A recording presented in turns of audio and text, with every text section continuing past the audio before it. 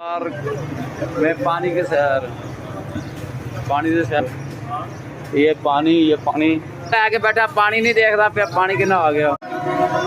welcome to मंगल बाजार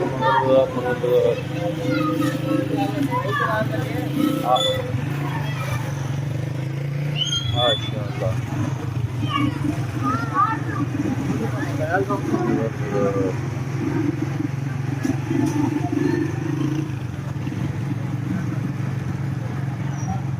टमाटर 150 2 kilo, प्याज 150 2.5 किलो, प्याज 150 2.5 किलो, 4 का किलो, 4 का किलो, किले का 4 का किलो, 150 2 किलो, प्याज 150 2.5 किलो,